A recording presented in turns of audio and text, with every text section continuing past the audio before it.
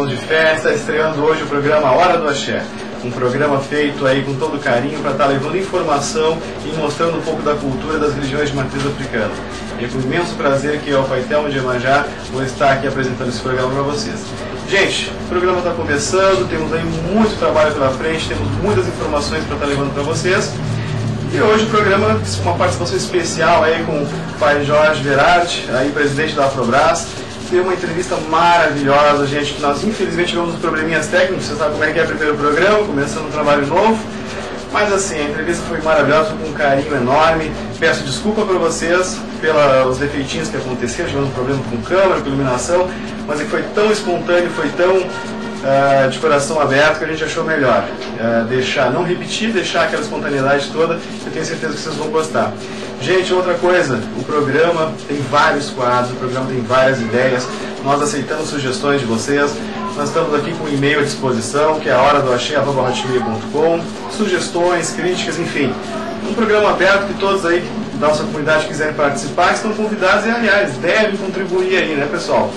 O programa vai ter depoimentos, o programa vai ter o quadro de entrevistas, vai ter jogo de búzios, enfim, várias atrações aí para vocês estarem acompanhando e conhecendo um pouquinho mais da nossa religião. Então é isso, pessoal.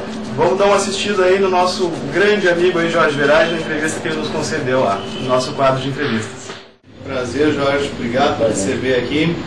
Hoje, pelos conhecimentos, a Afrobras está completando hoje em outubro, né, desse ano. Desde 73 são 34 anos de existência, né? Exatamente. E hoje a Afrobras tem um papel muito grande na nossa religião e nós estamos aqui exatamente para conversar com o Jorge e ver qual é o papel hoje da Afrobras dentro da comunidade religiosa, né? Uma entidade aí há muitos anos de representatividade. O que hoje a Afrobras está oferecendo para os seus filiados, Jorge? Bom, a Afrobras é uma entidade com 34 anos que nasceu da vontade dos africanistas, que na época só existia a União de Umbanda e a Congregação Espiritualista de Umbanda. Nasceu da vontade dos africanistas que se sentiam desamparados. Então, que tivesse uma entidade forte que congregasse, então, as casas de religião africana, Batuque, popularmente chamado.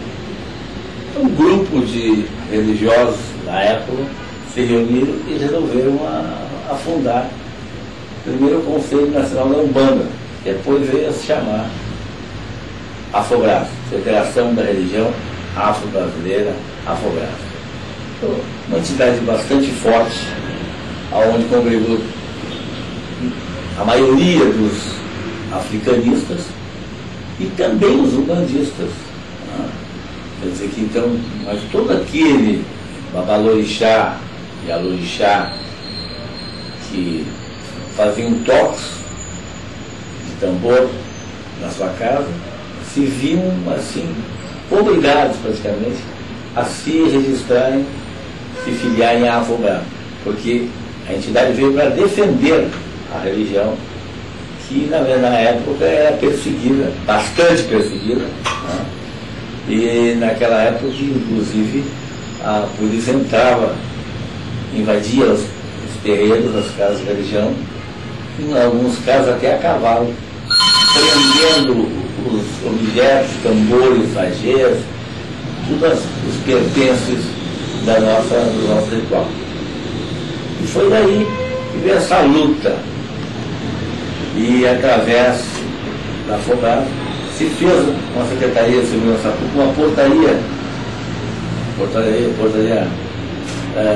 de 75, né, que veio a dar liberação para que as casas de religião que usassem instrumentos de percussão então pudessem estender os seus rituais até às 3 horas da manhã, né? Só que tinham que passar pelas delegacias, pelo delegado, tomar conhecimento da existência daquela festividade, daquele toque.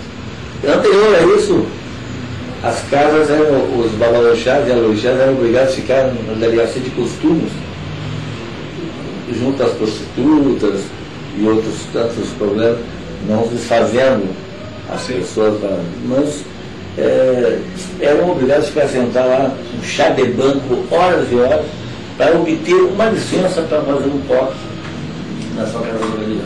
Então, após a FOBRAS, refundada, modificou isso e foi estendida a todas as entidades, como a União de Umbanda, a Congregação Espiritualista, que também, através dessa portaria que a FOBRAS conseguiu, pode se beneficiar, e toda a comunidade afro-brasileira. Hoje, nós temos uma outra situação. Tá? Hoje, a entidade com mais de 20 mil associados, entre umbandistas e africanistas, aqui no Estado, né? É uma entidade forte e uma entidade organizada. Que é o mais importante. Você sabe que, na verdade, ninguém precisa estar registrado numa federação. Sim. Às vezes as pessoas dizem assim, olha, não se registra numa federação, na FOBRAS ou qualquer outro lugar, porque eles são um tomador de dinheiro. Não. Realmente nós estamos amparados pela Constituição do nosso país, nos dando a liberdade religiosa, artigo 5º do parágrafo 6º da Constituição, que nos dá liberdade religiosa. Então, todas as religiões estão amparadas nessa liberdade religiosa. Então, não depende de entidades como a FOBRAS, assim como não depende das autoridades para o funcionamento de um templo religioso. Né? Quer dizer, nós já temos garantido a nossa carta magna, a nossa carta maior, esta garantia. Por isso, quando dizem, olha, vai ser proibido a matança, foi proibido, essas polêmicas todas, eu fico rindo. Sabe por quê? Isso jamais vai acontecer no nosso país. Só é possível proibir o sacrifício né, para a nossa religiosa se for feito uma mudança na Constituição. Teria que se fazer uma nova Constituição. Não basta rasgar a Constituição, como às vezes algumas autoridades gostam de fazer. Mas quando se rasga a Constituição, se rasga por outros motivos, não só a questão religiosa. Quando há perseguição em todos os segmentos da nossa sociedade. Então, para rasgar a Constituição, não é só necessário ser africanista ou umbandista. Quando eles querem rasgar, eles rasgam, ou seja, destrói, nos sacam, nos tiram o nosso direito, pensando que é assim. Mas é para isso que existe entidade como a FOBRAS, para defender, e é por isso que nós devemos estar registrados numa entidade, para estarmos organizados socialmente, ter uma força política. Basta ver o que é a força política das igrejas eletrônicas, das pentecostais, né? A mídia forte que eles detêm, o poder político e econômico que eles têm. E é o que nós não temos. Nossa religião não tem programas de televisão como este, são poucos casos. Não dispomos de condições financeiras para poder manter, não temos incentivo de parte nenhuma, nem de parte das autoridades do governo, nem de parte da rádio, televisão e jornais. Não temos esse apoio necessário e não temos poder aquisitivo. E é necessário para que se faça um programa à altura para levar a comunidade, não só a comunidade africanista e umbandista, mas a comunidade em geral, levar no sentido a uma outra imagem. Sim. Levar, orientar, desmistificar uma imagem negativa que maciçamente colocar. Então, diuturnamente nós fomos taxados de tudo pelas igrejas evangélicas. Esses que nos agridem diuturnamente, esses estão com poder. E estão fazendo quase a mesma coisa que nós fizemos. Porque hoje já tem sessão de descarrego, eles têm todo tipo de coisa. Por quê? Buscando. E eles buscam as nossas ovelhas. Ou seja, porque eles buscam uma categoria mais humilde, né? Que é onde está a maioria do nosso povo de religião, mais humilde. Então, nós precisamos lutar contra isso, nos unindo, nos fortalecendo e não dando oportunidades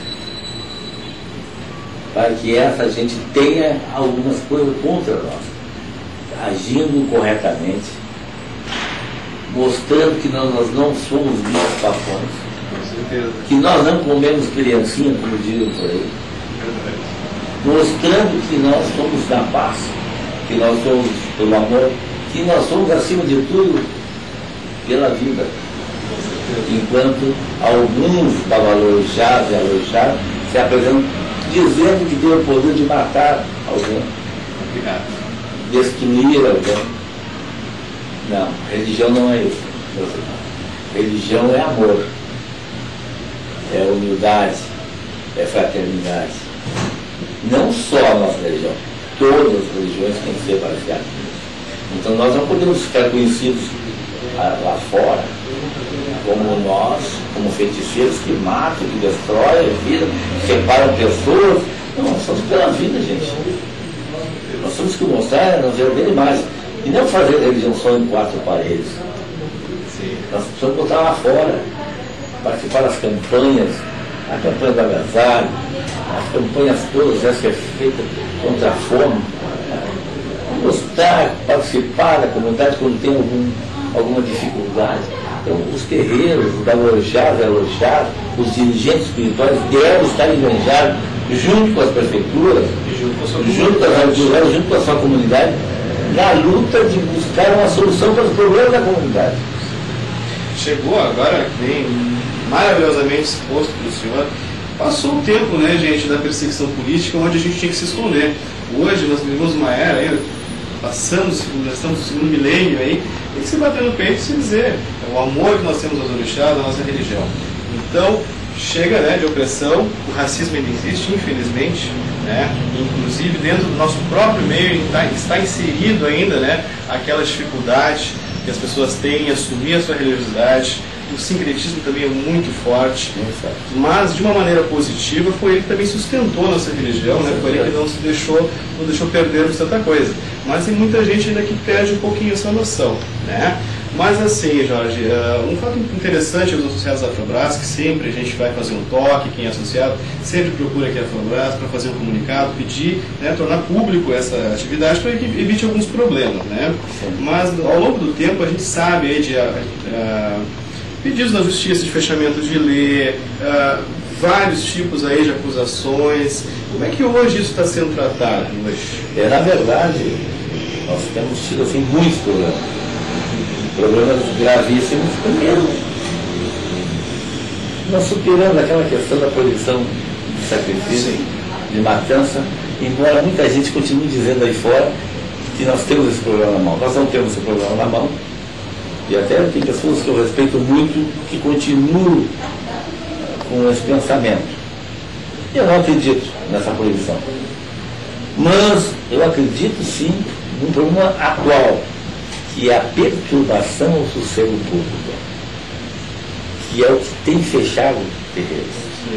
Mas a perturbação ao sossego público não fecha só o terreiro, ela fecha também o templo evangélico, que são os que atualmente são os que mais têm sofrido a represália por ruídos que eles fazem. Alto-falantes na rua, microfones altos. É para qualquer pessoa. A diferença é que essa lei sempre existiu, está na Constituição, mas que as pessoas não tinham conhecimento. E hoje elas têm conhecimento, sabem os seus direitos, e o nosso direito termina quando começa no outro, o nosso vizinho. E existe, lamentavelmente, muitos irmãos nossos que abusam, tocando horas e horas e horas no fio, repetindo uma semana inteira, tocando e ultrapassando horários, esquecendo que o seu vizinho tem que trabalhar, esquecendo que o vizinho não é obrigado a gostar também, que não é obrigado a escutar o tempo inteiro, que nós temos direito, mas eles também têm seus direitos. Nesse segundo momento, Jorge, vamos falar com o pessoal aí para conhecer um pouquinho mais do Jorge Verardi, o babá Jorge Verardi, né? Quantos anos de religião, seu Jorge? Bom, eu tenho 68 anos de feitura, de crono. Sou filho do pai Leopoldo Anhançã, nação Jejexá, né? Sou neto do Amantinã, de Oxalá. E meu pai faleceu, né, com praticamente 70 anos de religião. E acompanhei ele muitos anos no seu tempo, no seu terreiro, na sua casa. Era um dos braços direitos dele. E procuro conservar a minha nação conforme eu aprendi. Aquilo que é transmitido boca a boca, passado para nós, que a nossa religião é transmitida oralmente, e não há outra forma de conhecer a nossa religiosidade. Os nossos fundamentos, eu procuro manter esses fundamentos e faço a mesma coisa com meus filhos e netos, procurando transmitir oralmente aquilo que eu conheço, aquilo que eu aprendi nesses anos. Em minha casa, o centro africano, o Rei do Xangô,